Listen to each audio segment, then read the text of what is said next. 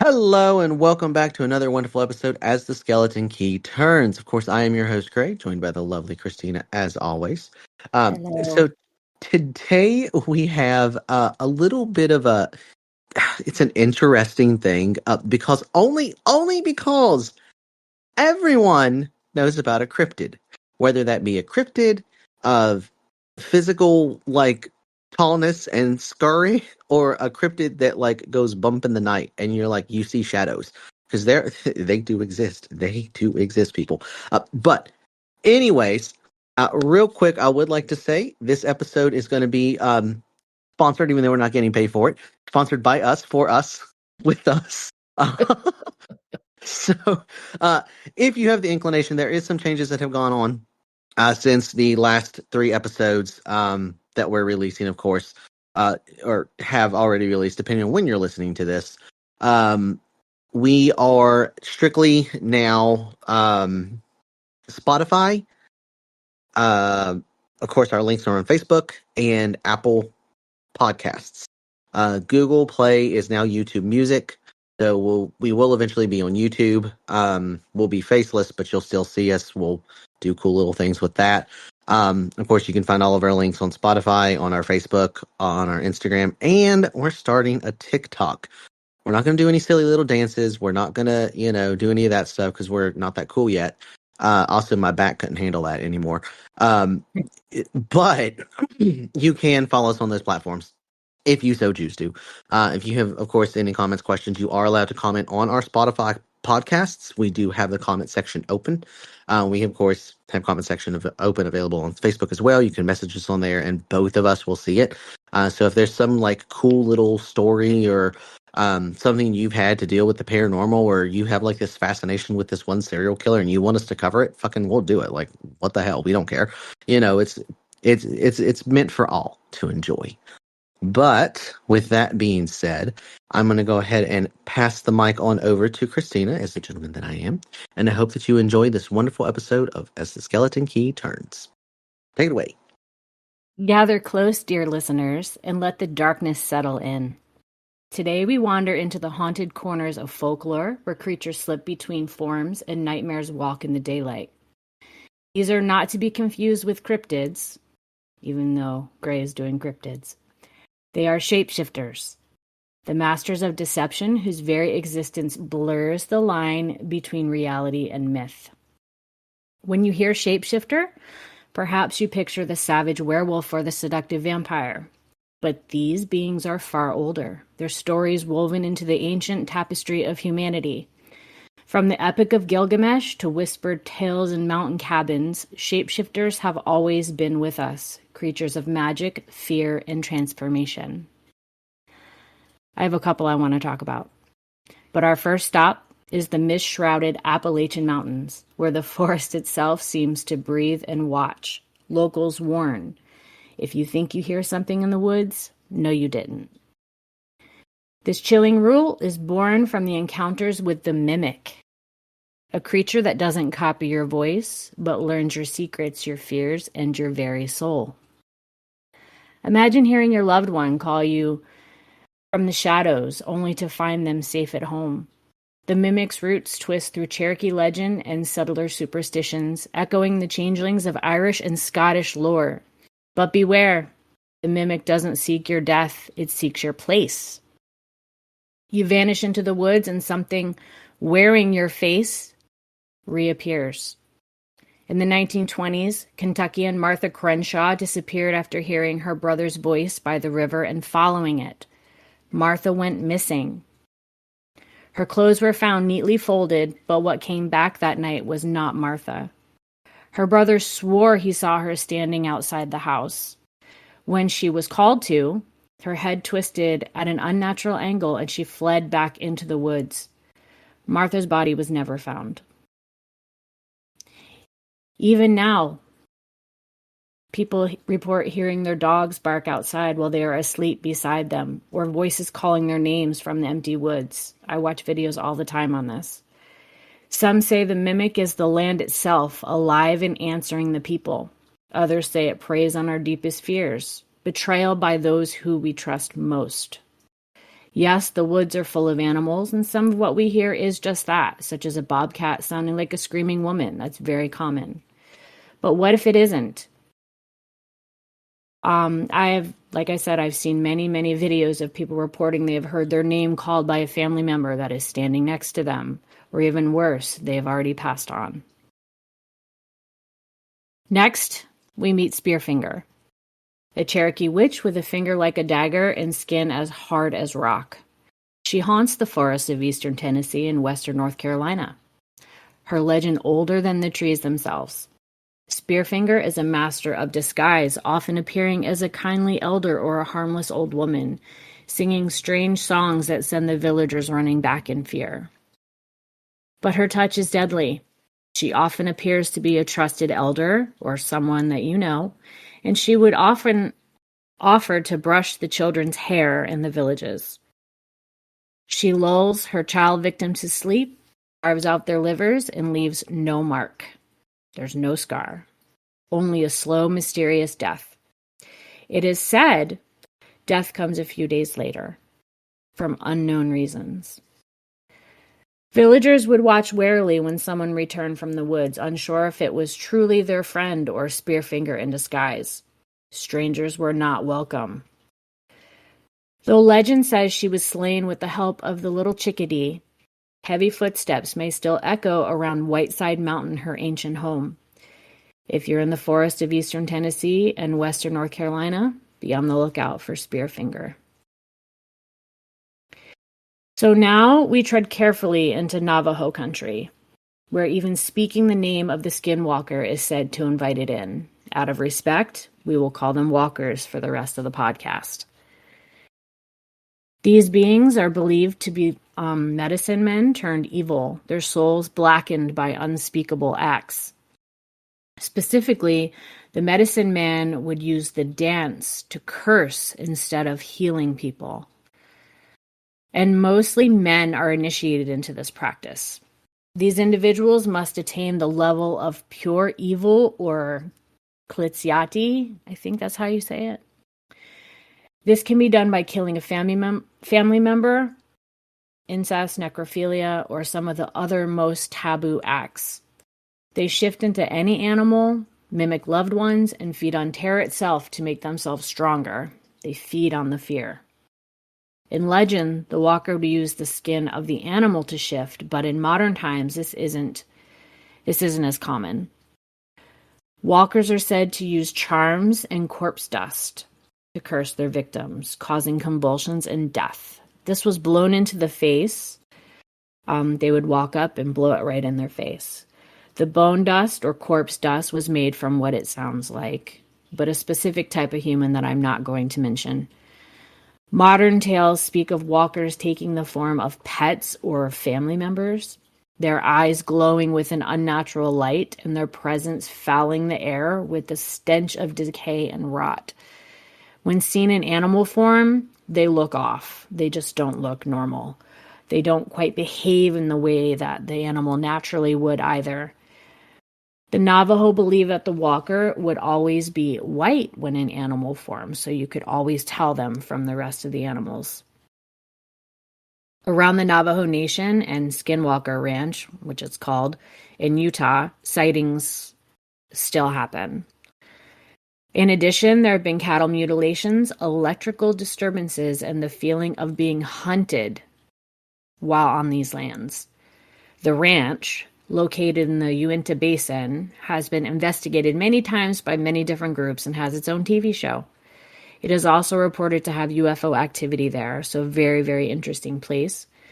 With the rise of social media and others talking about it, like us, it is warned that if you talk about it too much, there will be consequences. But I guess we will see. So, my final shapeshifter I want to talk about lurks in the shadows of Haiti, the loup-garou, whose name echoes the French loup-garou, or werewolf, is a creature of the night, feeding on the blood of children and the unwary. Unlike the walker, the loup-garou is often said to be a woman by day, blending in with the living, and at night she transforms into a black dog, cat, or even a bird, depending on what was needed. Some say the loup-garou is born of curses or jealousy. Others claim it is dark magic or making a deal with the spirits at the crossroads. To protect themselves, Haitians plant cedar trees and anoint their doors with strongly scented oils. It is believed that the oils and just the scent will keep them away. My friend, who stayed in Port-au-Prince, swears she heard the loup-garou leaping across rooftops, scratching at the metal roofs. Some people she spoke with believe the loup-garou could vanish into thin air. And if you look into its eyes, you might see a human soul staring back. Pretty creepy. So, as the last embers of the fire fade and the night grows thick, remember the world is full of shadows that shift and whisper. The legends of shapeshifters are more than old stories. They are warnings, reminders that not everything wearing a familiar face can be trusted. Sometimes the voice calling your name from the darkness is not your friend, but something ancient and hungry waiting for you to step into the darkness. Perhaps you'll never meet a mimic in the woods of Appalachia or glimpse Spearfinger's stone finger tapping at your window. Maybe the walker's eyes will never find you in the night and the loup-garou will pass over your head. But the next time you hear footsteps behind you or see a shape move just out of sight, ask yourself, is it really just your imagination? Or have the shadows finally noticed you? What's your thoughts? Listen here, I am not motherfucking Peter Pan. If a shadow fucking notices me, I am running out there quicker than all get out. But on that note, okay. So I loved what you said when you said, if you heard it, no, you didn't. Right. This rings so true for the Appalachia. True to the point that did I talk about it this podcast or last podcast or at some point my experience with the skinwalker? Because this motherfucker, I hate to talk ill about it because I know I'm gonna fucking hate myself for it and I'm gonna see shit tonight. But so there's also another saying in the Appalachian Mountains: do not whistle at night. Do not whistle indoors. You attract what they hear. Yes. So back when I was 14, 15, somewhere around that age, I was a teenager. I picked up the nasty habit of smoking cigarettes. Don't do that, kids. Drugs are bad for you. But I picked up that really nasty habit. And I was out late at night at my parents' house and outside on the back porch, smoking a cigarette, enjoying my life, doing my thing. And I'm sitting there and I'm going, just whistling something stupid, whatever song I had in my head. And all of a sudden, I see what looks like a dog in like the shadows of where my garage sat. And it's like there's a light and then a shadow casts where the light can't touch. And so I thought I saw a dog. And I was like, oh, it's a dog. It's probably, the neighborhood dog, whatever. It's probably Trixie. She just likes to run around. Well, it wasn't Trixie. It wasn't a dog, but something else. And I'm like 99.99% sure it was a fucking skinwalker. Only because as I stared it down, I kept calling its name, like, here, Trixie, because I really thought it was a fucking dog. Not a dog at all. even in the slightest. Doesn't have a tail. It's not friendly. It will not bark. Well, it might bark, but it did not bark. Um, and I just kind of keep staring at it, and then all of a sudden, like the eye level gets like higher and higher and higher, and I'm like, "Are you standing up? You're not that fucking tall." And I stop. And no word of a lie. I swear this was a skinwalker. It stands up and almost takes the shape of a bear, but it can't get it right. And so it looks like this ethereal being of like a bear mixed with a fucking like I don't know what. Like its arms are like twisted, and all I could just see is like it. I could kind of see it's open its mouth, trying to make a bear noise, but it no noise came out. And so I'm just sitting there and I'm staring at this thing, and I'm just like, "What the fuck are you?"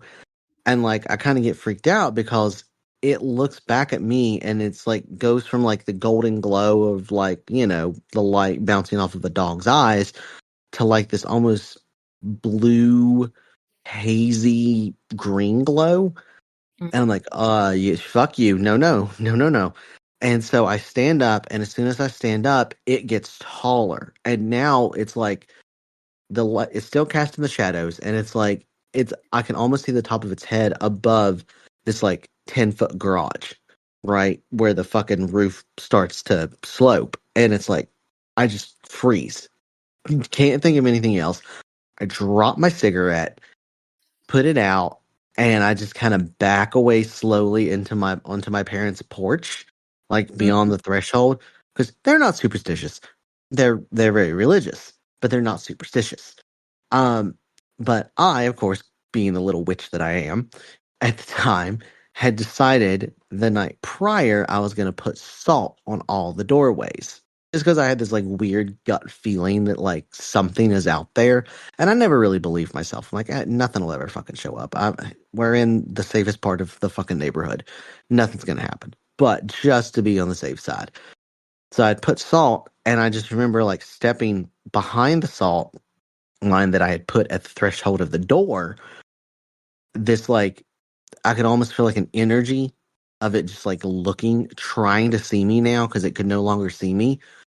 And it was the weirdest fucking thing. And I swear to God, to this day, that is my only encounter with a skinwalker. Never had it. I've heard a mimic. Never have I seen a mimic, but I have heard them plenty of times, especially after my grandma passed. I could hear her calling my name at like 2 o'clock in the morning. And of course, like my grandmother was the superstitious one. So like if I heard her and I know she's dead, no, no, I didn't. Turn back over, go to sleep. But yeah, no, that is fucking oh god. Entities, man, the shadows. Creepy. Fuck those It's things. it's definitely creepy. I mean, they say that, the Appalachian Mountains are ancient. They are old, old, old, older than the Rockies. And the energy and everything there is just unbelievable. You think you heard something? No, you didn't. If you hear something calling your name, isn't it the closer it sounds to you, the farther away it is, the farther away it sounds to you, it's actually like right Right next to at you. you is what they say. And they Yep, also say not to leave your shades and stuff open at night. correct. Close all that stuff because you don't want to see. What's But out there at night. yeah, Yeah, because I that's mean, like living where I lived, right? I lived around in a pretty wooded area, but like I had neighbors and stuff who had their lights on and everything. But like the back of my parents' house just faced woods, right. and it truly is like we closed our stuff at night. Like I said, mom and dad weren't superstitious; they were religious. So for a religious person, I think it's out of habit how they grew up, Right. but to them, they never believed in the fucking Wendigos or skinwalkers or mimics, nothing like that. They never believed in any of that. And of course, me being the little witch that I am at the time and now, it doesn't like how can you not?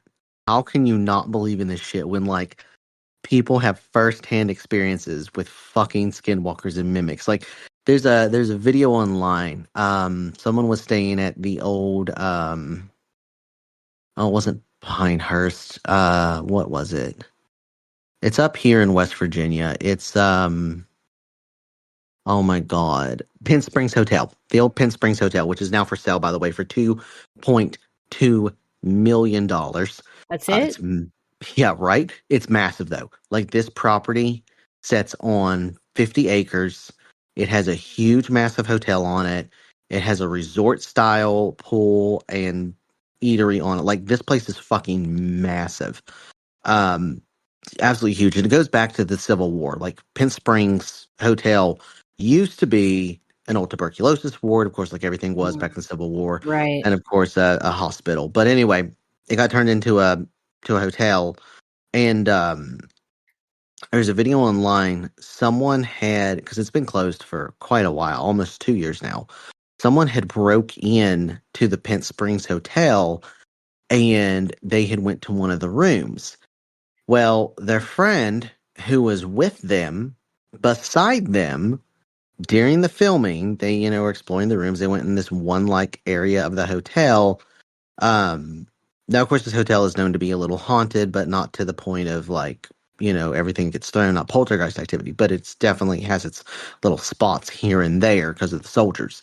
But they were both together, and you hear on video his friend call out to him.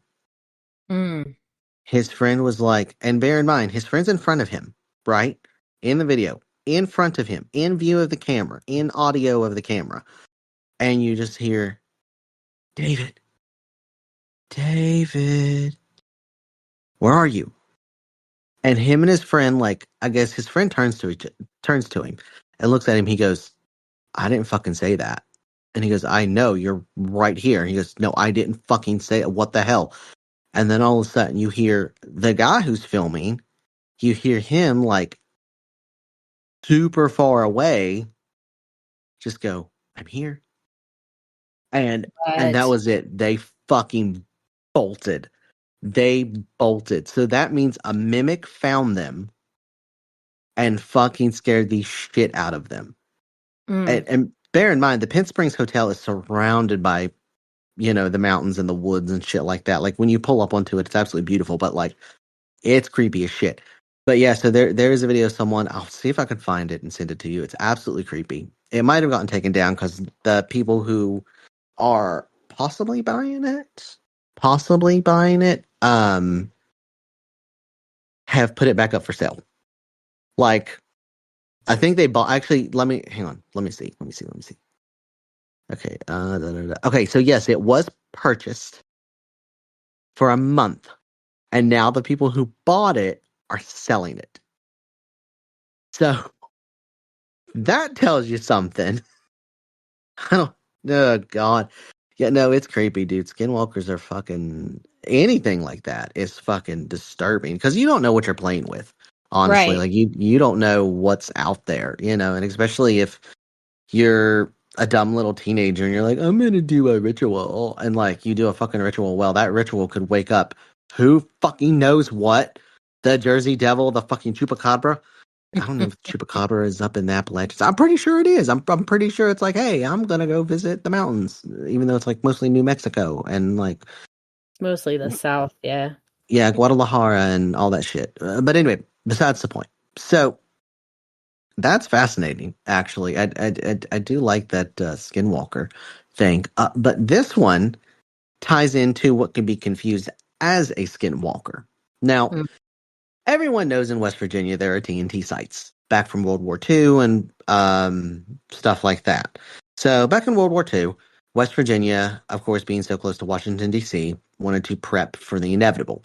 Just in case we got bombs dropped on D.C., the nuclear fallout from that would spread up to southern parts of West Virginia, especially the deep south of the state. So, what did some people do? The military went out and built TNT sites. Not only did they house TNT for military warfare, but they also cleaned them out and made bunkers. So, over that course of time, after the war ended, the government, of course, would decommission these bunkers and these TNT sites, remove the products from them, and everything like that. So, in Point Pleasant, West Virginia, back in God. Let's see here. I really should have had like everything bookmarked, but I didn't. This is bad on me. Let's see here. Okay, yeah. So back in 1966, so the 60s, right?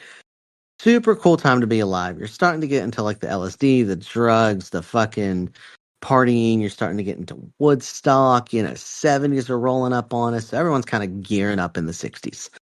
Well, in 1966, the TNT sites in Point Pleasant, West Virginia were completely decommissioned. Not only were they decommissioned, but they were cleaned out and prepped for future nuclear fallout. Because they thought after the war, who knows what's going to happen to West Virginia? And it's mountain folk. So you get crazy mountain folk and everyone else in mass hysteria and everyone doing drugs. So the kids need somewhere to hang out, right?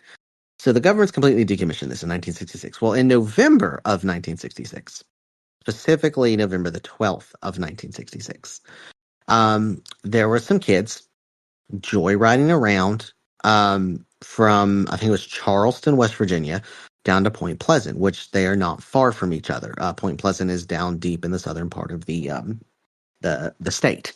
And so they're out joyriding around and they come up on these TNT sites. Now, at the time, the government tried to keep it hush hush. These sites never existed. Well, they do exist. But as the kids are driving around, they go out to this like place that every town has this. They have a lookout point, right? Where the kids go out, make out, have sex, whatever. Teenagers are fucking teenagers, right? It is what it is. The 60s and 70s are fucking crazy. So, they have this place called Lookout Point in Point Pleasant, West Virginia. Well, the kids drove up to Point Pleasant, West Virginia, and they drove up to Lookout Point. And as they're sitting at Lookout Point, they're talking, they're laughing, they're smoking some weed, having a good old time. And it's two couples, two guys, two girls, and they're all just doing their thing. And all of a sudden, one of the guys, he's sitting in the car, and of course his friends are like has their back towards the front of the car, so they're facing him, right? He's sitting in the car, rolling a joint, and all of a sudden he just gets this overwhelming sense of dread. Like, how like you get that feeling in your stomach where it feels like your heart just drops to your stomach and it just feels like everything's bottomed out. He gets that feeling and he sits there and he doesn't know what's going on and he kind of shakes it off like, whatever, I don't care. We're high. Maybe someone laced something and we're just getting fucked with. So he blew it off. Well, some time passes and one of the other guys are like, "Hey, you're really high. Let me drive." So he says, "Sure, not a problem. You'll drive." So as he's backing out of Lookout Point, he looks in his rearview mirror and he sees two giant glowing red eyes. Of course, every fucking cryptid has red eyes. But this, of course, is the very first time, that anyone has seen anything like this. He freaks out. He stops the car abruptly. And he goes, "What the fuck is that?" And everyone kind of like turns back. And of course, they're all pretty much high. And they're like, "Dude, we don't see anything." And he's like, "No, there's something there." And he like looks in the review and it's gone. So the red eyes are gone. The other kids are like, "I don't know what you're fucking talking about. Like, what the hell?" So he keeps backing up and he finally gets the car straightened down. As he's pulling away, he rolls past one of the old TNT bunkers and he sees the glowing red eyes again, kind of in his peripheral vision. And he goes, "What the fuck?" And he slams on the brakes and he goes, "What the hell is that? I don't know what this is." And his friends turn and yet again, it's gone. There's nothing there. So he's the only one seeing this creature, whatever it may be. And he's like, "Man, maybe the military's still here," right? So he thinks maybe the military's still active in that site and they're just doing recon and now he's been spotted, so they have to get it like out as quick as they can. So he runs through he rides through the TNT site, gets his friends out, and as he comes out to the gate of where the site is at, all of a sudden, like up in the sky, they just hear what sounds like I guess like someone just taking a piece of paper and going whoosh really hard, and it's really really loud and almost ear deafening.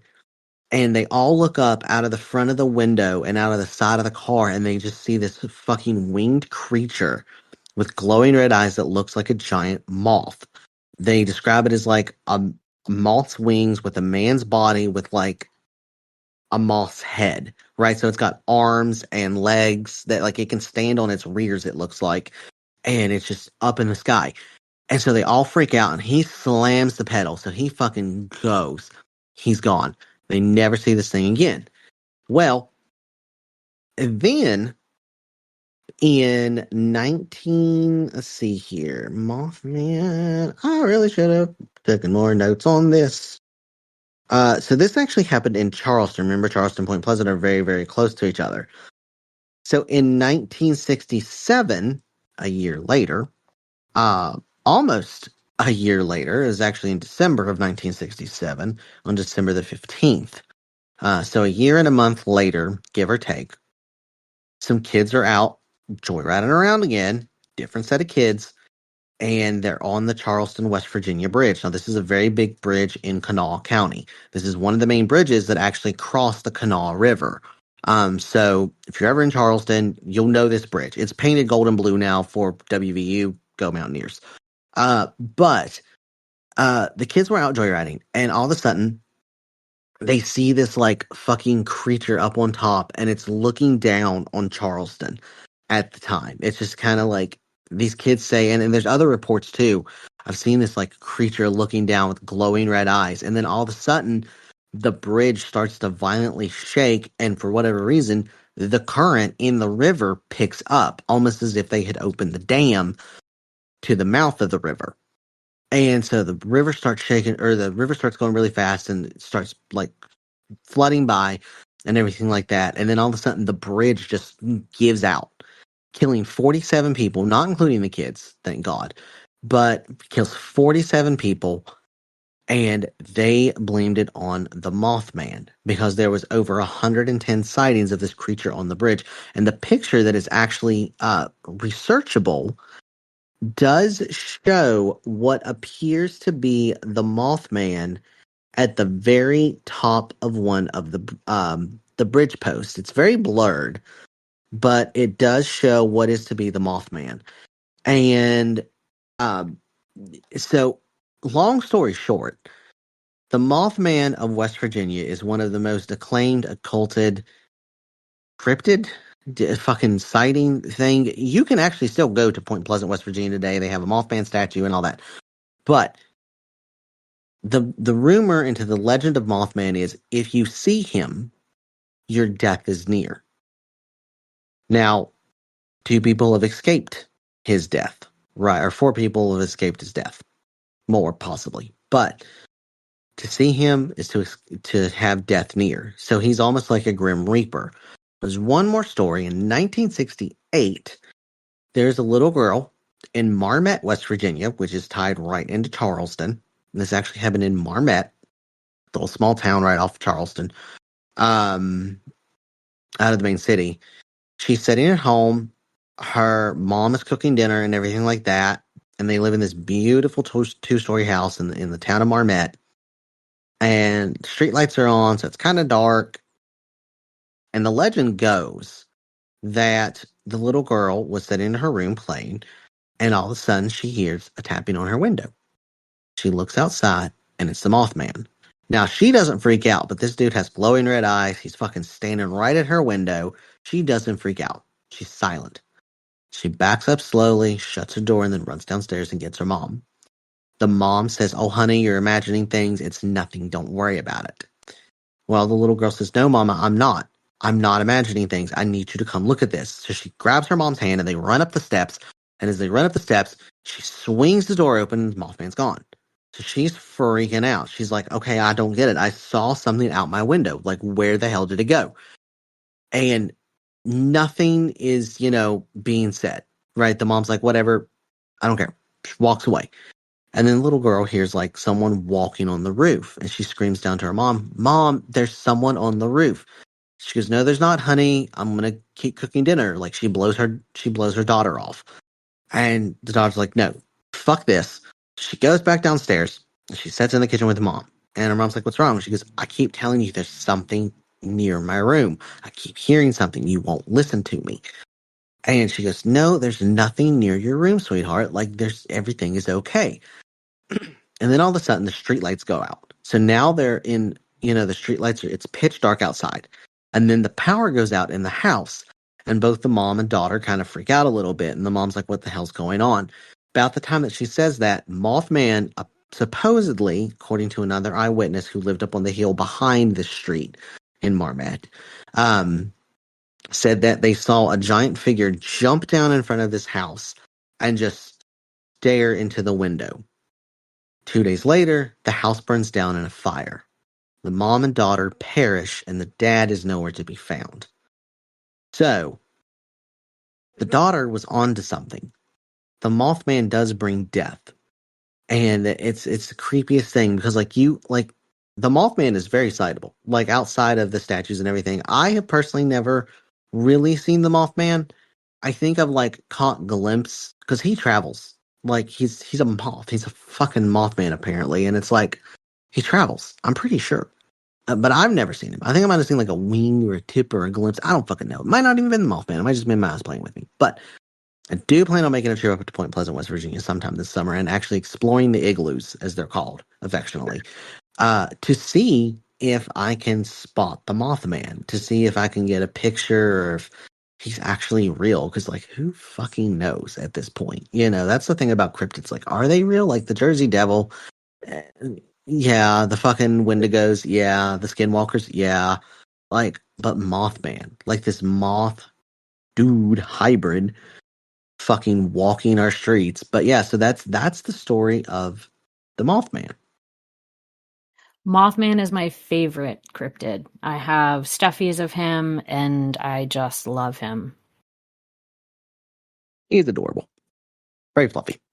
Yeah, he's adorable. I do like him. He's very similar to the Jersey Devil, in appearance, I guess, but I've never Yeah, actually seen him.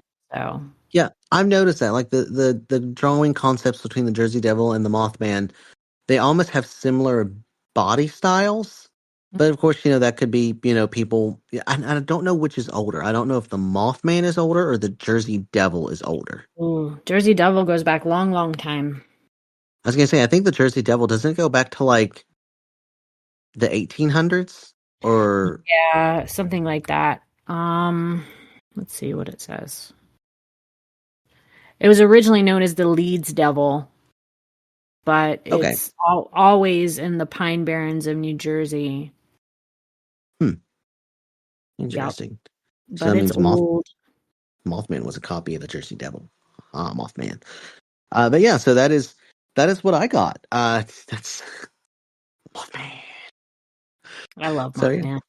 yeah, he's my favorite. He's actually no, actually probably okay. So there's another cryptid, all script, but there's another cryptid called the.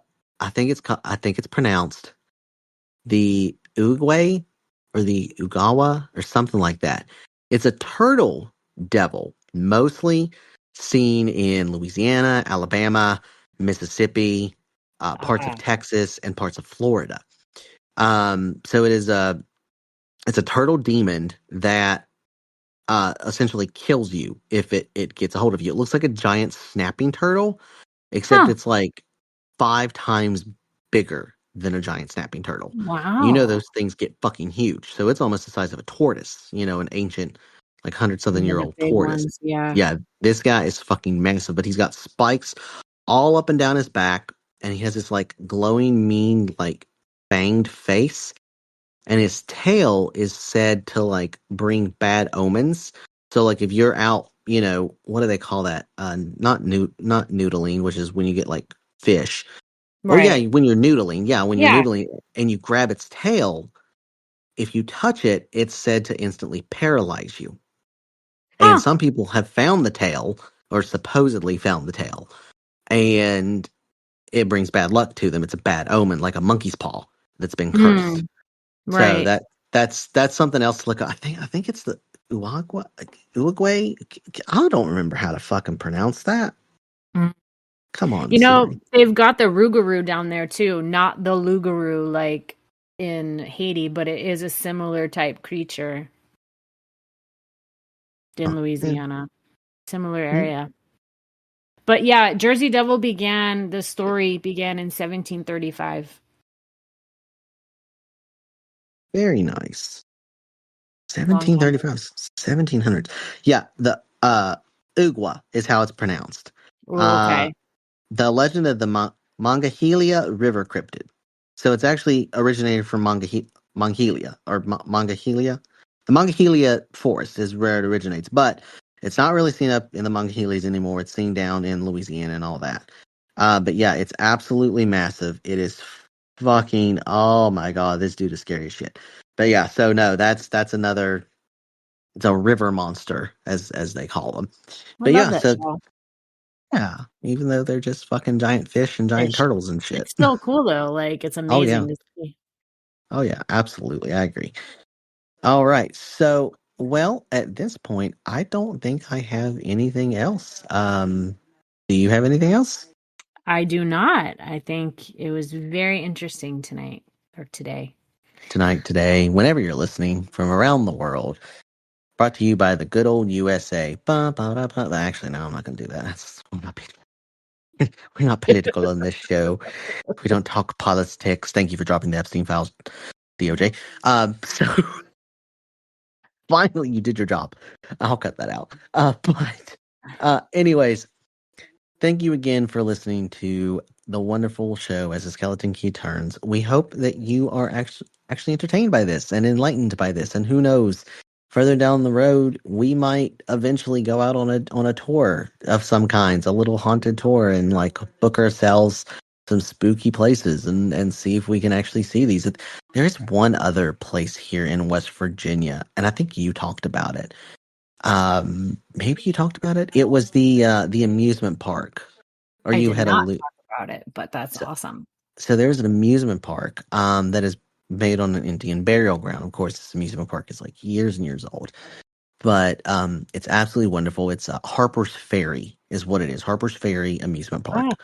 Um, Ghost sightings, Ghost Adventures have been on there. Tons of YouTubers have been on there. It's super super haunted. But the one place that like I'm dying to go, and it's only because I know it's an international trip and I know it's fucking haunted, is the Chernobyl zone, the dead zone.